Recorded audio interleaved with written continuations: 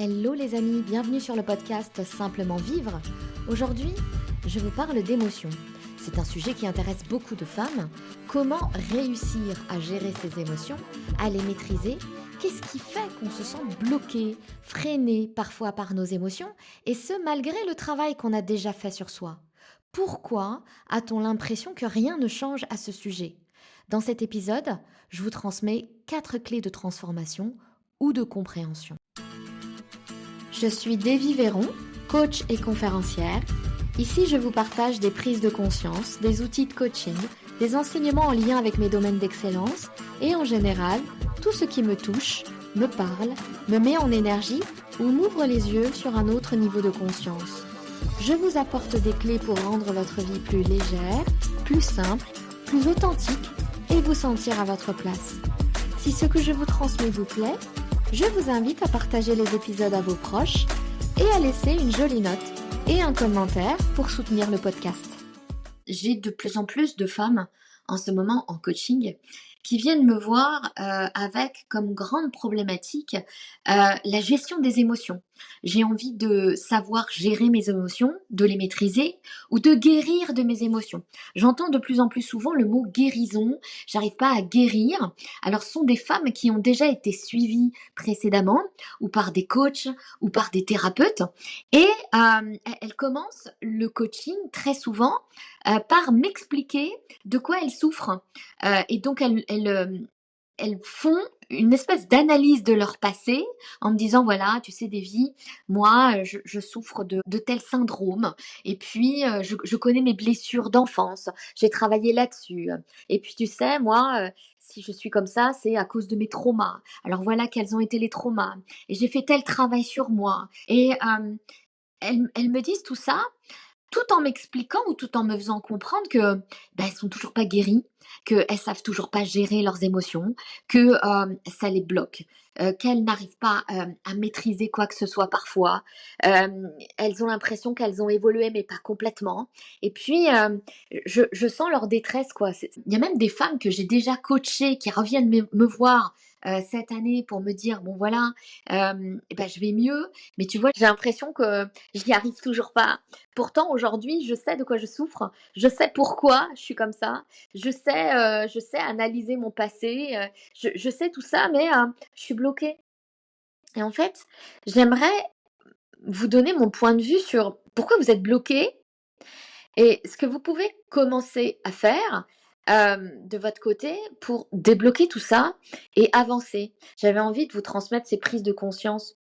Euh, la première, la plus simple, la plus basique, c'est que pour la plupart de ces femmes, elles considèrent que leurs émotions sont un problème. Alors, pour celles qui ont déjà été coachées par moi, elles vont pas me parler de problème, mais elles vont me faire comprendre que c'est un problème. C'est-à-dire, voilà, voilà ce que j'ai ressenti, j'ai pas pu m'empêcher de pleurer, j'ai pas pu m'empêcher de me mettre en colère, et elles voient ça comme un problème. C'est-à-dire que, à la base, pour elles, d'être dans cet état émotionnel, c'est un problème. C'est un problème, c'est négatif, et à partir du moment où vous pensez que vos émotions désagréables, et je dis exprès désagréables, il n'y a pas d'émotions négatives et d'émotions positives. Il n'y a que des émotions agréables et des émotions désagréables. Mais toutes sont là pour vous aider à avancer. Et je pense que ça, il y a besoin que vous commenciez à l'ancrer à l'intérieur de vous parce que elles sont vraiment là pour vous faire avancer. Plus vous pensez que c'est négatif, plus vous pensez que c'est un problème pour vous d'être dans cet état émotionnel, plus vous créez de la densité dans votre corps. Et quand je parle de densité, ça veut dire que ça vous crée encore plus de stress et encore plus d'anxiété, juste de penser que c'est un problème. C'est-à-dire que le premier problème, c'est de penser que c'est un problème. Or, avoir une émotion désagréable n'est pas un problème. Avoir une émotion désagréable, c'est prendre conscience que c'est là pour vous faire bouger. Cette émotion désagréable, elle est juste là pour vous faire bouger. Donc, moi j'ai l'impression qu'aujourd'hui, pour celles qui reviennent me voir, en fait, c'est plus les traumas qui provoque du stress et de l'anxiété, c'est la guérison émotionnelle qui provoque du stress et de l'anxiété. C'est-à-dire de vouloir guérir à tout prix de leurs émotions désagréables provoque du stress et de l'anxiété et donc de la densité dans leur corps.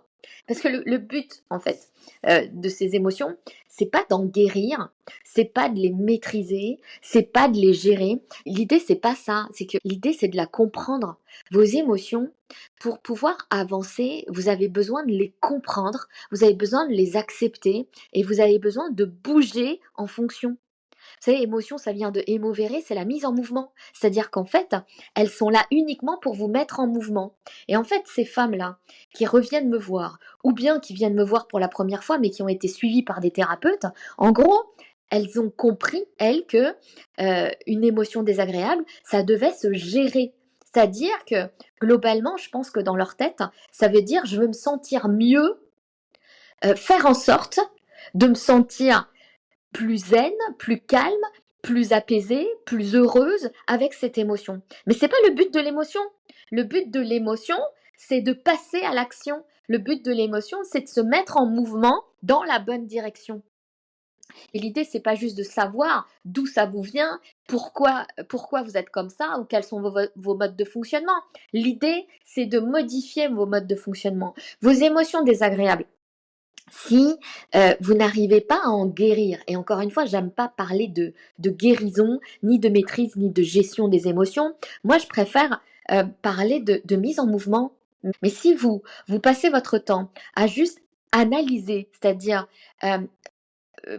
d'où ça me vient, pourquoi je suis comme ça. Et en fait, ça vous bousille la tête, quoi. Clairement, ça vous bousille la tête. C'est-à-dire que ça devient compliqué et surtout, vous voyez pas le but essentiel. Le but essentiel, c'est pas que vous vous sentiez plus calme, plus posé, plus sereine. C'est pas le but à la base. Vous allez avoir cette sérénité et ce calme à partir du moment où vous vous mettez en mouvement. Et pour la plupart des femmes qui sont venues me voir là dernièrement, elles se mettent pas en mouvement. Elles comprennent, elles ont compris leur mode de fonctionnement, elles ont compris leurs blessures, mais par contre, il y a pas de mise en mouvement. C'est-à-dire que elles se trompent de focus. Pour elles, gérer ses émotions ou maîtriser ses émotions, c'est se sentir mieux. Mais pas du tout, en fait. Pas du tout. L'idée, c'est pas ça. L'idée, c'est de se mettre en mouvement et de changer ses comportements ou de changer ses croyances, parce qu'il y en a beaucoup. Donc ça, c'est mon deuxième point dont je voulais vous parler. C'est qu'il y en a beaucoup qui pensent que le gros travail à faire au niveau émotionnel, c'est un travail sur les pensées. Alors, c'est vrai sans être complètement vrai. Parce que oui, vous avez besoin de faire un travail sur vos pensées, parce que ce sont vos pensées qui provoquent vos émotions, mais pas que. Vous restez pour la plupart bloqué dans le passé parce que vous avez l'impression que le travail sur vos émotions, il est fait pour mieux apprécier et accepter votre présent. Alors, oui, mais pas que. C'est-à-dire que le travail sur vos émotions, bien sûr qu'il vous amène un certain calme sur le coup parce que quand on comprend les choses, quand on prend conscience des choses, la prise de conscience permet déjà ce calme intérieur, permet de libérer votre corps de la densité dont je vous parlais. C'est-à-dire que vous résistez un peu moins, il y a moins de résistance dans votre corps. Mais moins de résistance, c'est parce que vous voulez. Vous voulez qu'il n'y ait plus de résistance dans votre corps. Vous voulez qu'il n'y ait plus cette densité que vous portez dans votre corps, ce stress, cette anxiété permanente. Vous la voulez plus. Pour qu'elle ne soit plus là, cette densité, vous avez besoin de passer à l'action. En fait, c'est aussi pour ça que je fais ce métier. Moi, le coaching, il est là pour ça. Le coaching, il n'est pas là pour vous faire comprendre des choses, analyser votre passé, guérir de vos traumas. Le coaching, il n'est pas là pour ça. Ça, c'est plus de la thérapie, mais c'est bien joli d'essayer de guérir vos traumas ou de comprendre les choses. C'est que une fois que vous avez fait ce travail-là, le travail le plus important, celui qui va vous permettre réellement de vous sentir mieux derrière ou de vous sentir plus heureuse ou plus calme ou plus sereine ou plus tout ça, le réel travail, il est dans l'action. C'est-à-dire que vous devez vous mettre en action. Il n'y a que l'action qui va faire bouger votre vie. Le travail sur les pensées, c'est juste le premier travail à faire. Derrière, si vous ne vous mettez pas en action, À partir de ce travail sur vos pensées, il n'y a rien qui va bouger. Et en fait, je, vous voyez, je vais juste modérer mon propos parce que je dirais pas que vous n'êtes pas passé à l'action, c'est-à-dire que quand on prend conscience de certaines choses, systématiquement, de manière naturelle, on passe à l'action. Mais on passe à l'action la plupart du temps sur un seul domaine de notre vie. C'est-à-dire que on part du principe où on est focalisé sur un domaine de notre vie. Très souvent, les personnes qui viennent me voir en coaching, c'est ou elles viennent pour un coaching professionnel, ou elles viennent pour un coaching personnel, mais il y a un domaine particulier. Ce que vous devez comprendre, c'est que vos modes de fonctionnement, les bons, c'est-à-dire que, enfin, j'aime pas dire les bons parce qu'il n'y a pas de mauvais mode de fonctionnement et de bons modes de fonctionnement. C'est-à-dire qu'il y a des modes de fonctionnement qui ne vous correspondent plus aujourd'hui. C'est juste ça. C'est-à-dire que vos modes de fonctionnement passés, ils vous ont aidé à traverser vos traumas, ils vous ont aidé à rebondir, à être plus forte, etc. Et puis aujourd'hui, eh ben, le seul constat, c'est qu'il y en a certains qui vous vont toujours dans vos modes de fonctionnement, et puis il y en a d'autres, ils vous correspondent plus. Ça fait plus sens pour vous. C'est pour ça que vous allez voir un thérapeute ou un coach. C'est parce que vous fonctionnez d'une manière qui ne vous convient plus. Peut-être que ça vous a convenu jusqu'à présent, mais aujourd'hui, ça vous convient plus. Et en fait, l'idée, c'est que ces modes de fonctionnement qui ne vous conviennent plus, en général, vous ne les avez pas que dans un seul domaine de vie. Vous les avez dans tous vos domaines de vie. Quand vous faites ce travail sur vous, émotionnel, de compréhension, un travail sur vos pensées, le travail de l'ombre, le travail sur vos jugements, tous ces gros travaux, hein, quelque part, parce qu'effectivement, ça demande de l'énergie, ça demande tout ça. Tout ce travail-là, il est là pour une seule raison, c'est de vous mettre en mouvement dans tous vos domaines de vie. Ça veut dire quoi? Ça veut dire que vous avez besoin de changer qui vous êtes dans tous vos domaines de vie. Alors ça ne veut pas dire que vous devez changer votre vie de manière radicale. C'est pas du tout ce que je suis en train de vous dire. Je suis en train de vous dire que vos modes de fonctionnement doivent se modifier dans tous vos domaines de vie. Par exemple, si vous êtes venu me voir parce que votre grande problématique, c'est votre relation avec votre mère, c'est-à-dire que vous la supportez plus, ça arrive, hein, moi je suis passée par là, c'est-à-dire que j'avais tellement de colère contre ma mère, mais ça c'était il y a 4 ans, aujourd'hui c'est plus le cas du tout, mais j'avais tellement de colère pour ce qu'elle m'avait fait subir, ceci, cela, etc., que c'était surtout ça ma grande problématique. Il fallait que je modifie ma relation avec ma mère, j'apaise ma relation avec ma mère, parce que couper avec ma mère, c'était pas la meilleure des solutions. Pourtant, c'est la solution pour laquelle j'avais opté quand je suis tombée dans le développement personnel. Mais au final, c'est pas possible de couper complètement. C'est ma mère, elle sera toujours là dans ma vie, euh, jusqu'à ce qu'elle meure, bien sûr, mais elle sera toujours là dans ma vie, elle sera là dans la vie de mes enfants. Je peux pas couper. En fait, il y a des personnes avec lesquelles on peut pas couper. Euh, mais ça, c'était mon premier mode de fonctionnement. Je m'étais dit, ok, bah je coupe parce qu'elle est toxique, point. Mais non, en fait, c'était pas la solution. Donc j'ai dû faire un gros travail au niveau de ma relation avec ma mère. Mais l'idée, c'est que ce travail au niveau de ma relation avec ma mère, il m'a fait prendre conscience de certains modes de fonctionnement que j'avais qui tournaient autour d'une pensée principale qui était que quand on allait gratter, vous voyez, tout le travail sur les croyances et les pensées m'a amené à l'idée ou à la pensée de base, quelque part, qui s'était ancrée dans mon corps, de j'ai pas assez de valeur. J'ai pas assez de valeur pour qu'elle m'aime, je ne suis pas assez pour elle, je ne suis pas assez compétente, je ne suis pas assez belle, je ne suis pas assez bien, je ne suis pas assez blablabla. Je n'ai pas assez de valeur. Je n'ai pas assez de valeur, ça c'est une croyance limitante que je vous dirais spécifiquement féminine. Beaucoup de femmes ont cette croyance limitante de base. Je n'ai pas assez de valeur. Ça explique pourquoi nous les femmes, on se sent obligées de tout le temps prouver notre valeur. Peut-être que ça fera sens chez vous, mais moi j'avais ça, je n'ai pas assez de valeur. Mais je n'ai pas assez de valeur ou je n'ai pas de valeur ou j'ai moins de valeur que les autres.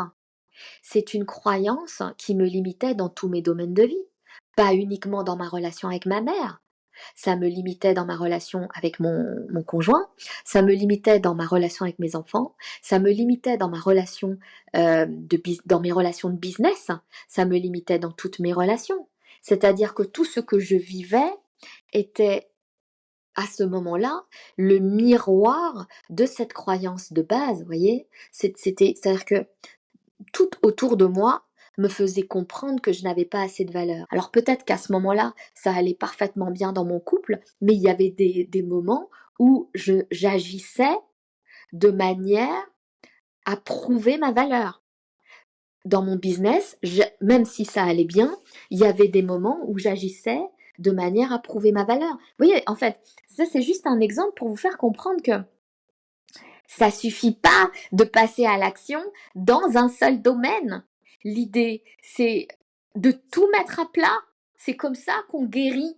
Le travail émotionnel, c'est surtout ça. C'est je mets tout à plat, toute ma vie à plat, tous mes choix de vie à plat. Et puis, je vais choisir cette fois-ci en conscience, parce que jusqu'à présent, je vivais dans l'inconscience de mes modes de fonctionnement. Là, maintenant, j'ai pris conscience de mes modes de fonctionnement et je vais passer à l'action. C'est-à-dire, je choisis ma vie, mais véritablement, c'est qu'est-ce que je prends et qu'est-ce que je laisse, qu'est-ce que je quitte et qu'est-ce que je garde. C'est ça, en fait. C'est se poser à un moment donné, après tout ce travail fait, et se de dire, ok, j'ai compris maintenant comment je fonctionnais, maintenant je vais essayer de voir ce que je dois faire, quoi. Quelles actions je dois mettre en place. Parce que s'il n'y a pas d'action et juste de la compréhension, vous m'étonnez que vous n'êtes toujours pas guéri et que les émotions reviennent. Vos émotions désagréables, mesdames, elles vont revenir encore et encore jusqu'à ce que vous vous mettiez en action.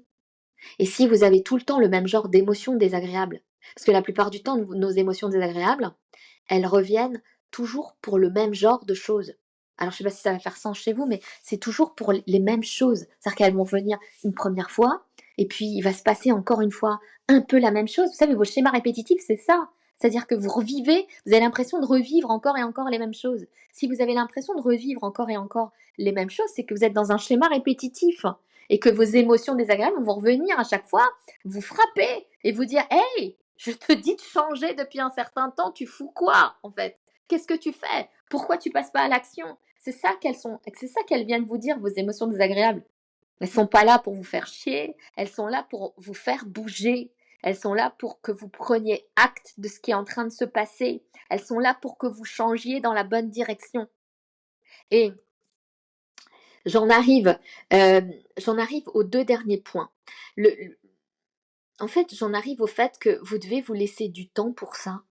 Parce que j'en vois beaucoup aussi qui veulent aller vite. Alors peut-être que c'est dû à notre rythme de vie actuel, à la société actuelle, à la culture, à tout ça. Mais guérir de ces émotions, guérir de ces traumas, ça prend du temps. Et donc, on a l'impression que comme c'est pas visible, parce que les émotions, c'est pas visible, ce qu'on vit à l'intérieur, c'est pas réellement visible à l'extérieur, et c'est pas si grave que ça. C'est pas comme de se faire opérer de l'estomac, ou c'est pas comme d'aller à l'hôpital, c'est pas pareil. Mais en fait, si. C'est-à-dire que ça prend autant de temps qu'une guérison corporelle, voyez, une guérison émotionnelle. Et encore une fois, j'aime pas parler de guérison parce que on guérit pas de ses émotions. On se met en action. C'est ça, en fait. Nos émotions, elles sont là pour qu'on se mette en action. Et donc, l'idée, c'est de s'écouter, d'écouter son corps. C'est votre corps qui va vous montrer la voie. Plus vous allez vous reconnecter à votre corps. Comment est-ce qu'on fait pour se reconnecter à son corps? On prend du temps pour soi.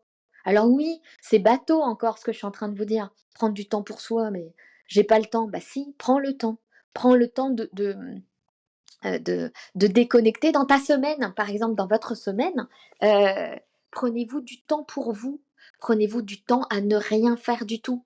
Prenez-vous du temps pour aller vous promener dans la nature. Prenez du temps pour danser. Prenez du temps pour ce qui vous fait du bien. Prenez du temps pour ce qui vous donne de l'énergie.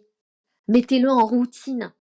Pourquoi? Parce que votre corps, il a besoin de ça. Votre corps, il a besoin que vous lui fassiez comprendre que vous vous occupez de lui. Les émotions, c'est votre corps, hein. les- quand vous me dites je veux guérir de mes émotions, c'est je veux guérir de mon corps. C'est au niveau de votre corps que ça se passe. C'est pas au niveau de votre tête, hein. C'est votre corps. Donc si vous prenez pas le temps de guérir, et du temps de guérison, c'est ça. C'est qu'est-ce qu'on fait quand on veut guérir d'une maladie? On dort. Eh bien oui, c'est la même chose pour ça. C'est la même chose pour le travail sur les traumas, le travail émotionnel, c'est la même chose. Vous avez besoin de lâcher la pression parfois. Alors, je veux bien comprendre que vous ayez une vie à 200 à l'heure, avec plein de choses au niveau de votre business, au niveau de vos enfants, de votre vie familiale, etc. Mais vous avez besoin de ce temps-là. Si vous voulez avancer, et arrêter de pédaler dans la semoule en me disant bah écoute Davy, j'ai fait tout ce travail-là, mais j'ai l'impression que je tourne en rond. Bah prends-toi du temps pour te poser là-dessus, pour vous poser sur vos émotions, pour essayer de les comprendre et puis de voir, ok, qu'est-ce qu'elle est en train de m'apporter comme message là? Où est-ce que je dois bouger? Quels sont les comportements que je dois changer? Qu'est-ce que je dois faire et m'y tenir? Quelles sont les limites que j'ai pas encore posées? Donc là, on en arrive au dernier point dont je voulais vous parler. Il va falloir aussi faire en sorte que les gens autour de vous modifient leur comportement. Je sais bien que quand vous venez me voir en coaching, je vous dis, écoute, t'es pas là pour changer les gens qui t'entourent, t'es là pour te changer toi. Mais ça, c'est vrai. C'est-à-dire que le gros travail, ça commence par soi.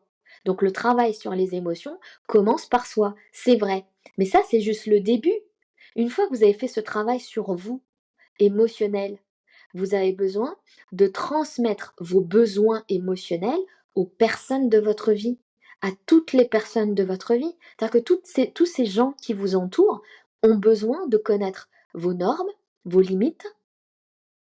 Vous avez besoin de communiquer sur vos besoins, vos attentes, vos normes, tout ça.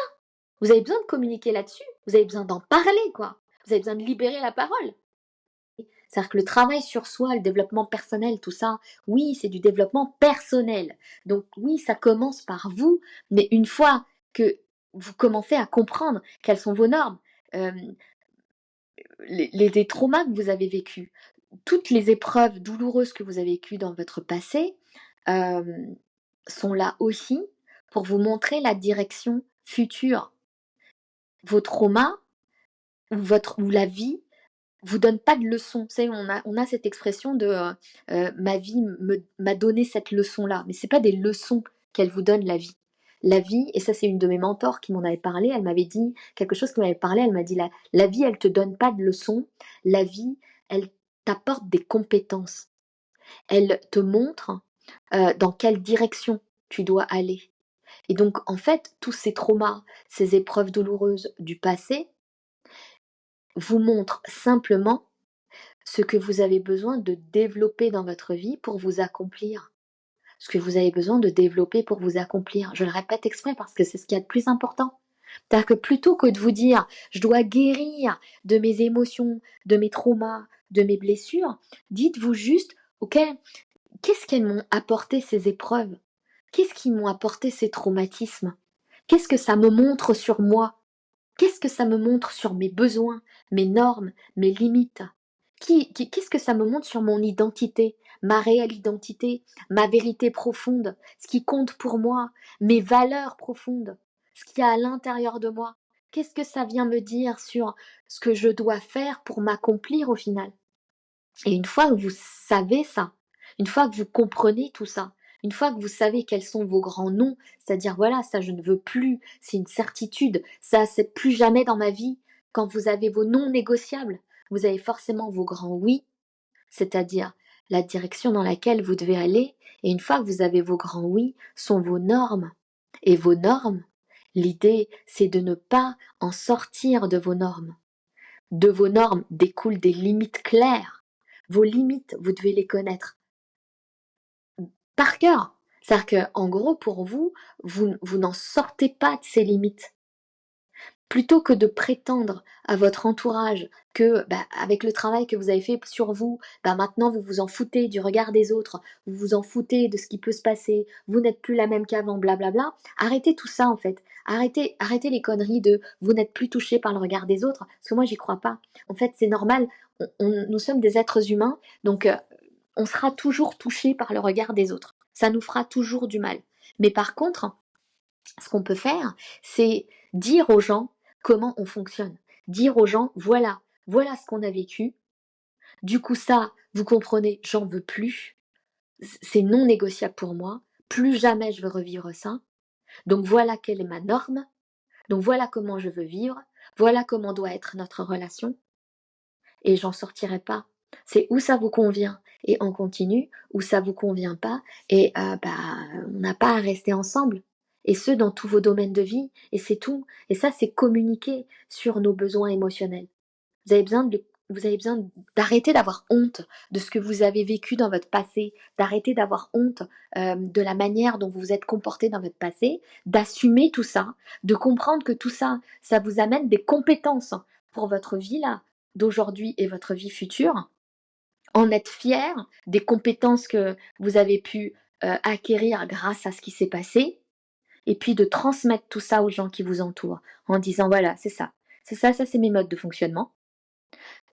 Je te parle de mes traumas, mais juste pour que tu comprennes que ça, j'en veux plus. Et voilà ce que tu dois respecter à partir de maintenant.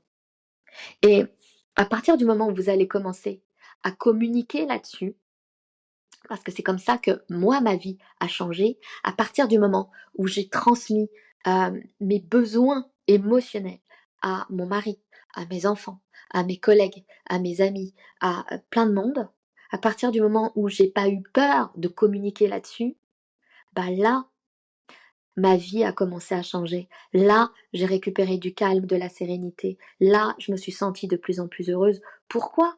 Parce que j'ai vu qu'il y avait des gens susceptibles de respecter ces normes-là. J'ai vu qu'il y avait des gens qui respectaient mes limites.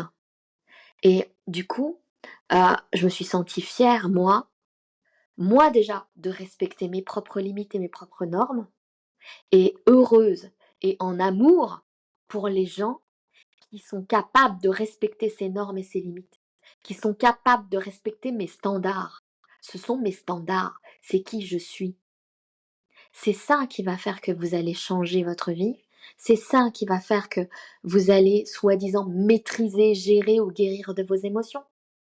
Vous ne maîtrisez pas, vous ne gérez pas, vous ne guérissez pas de vos émotions.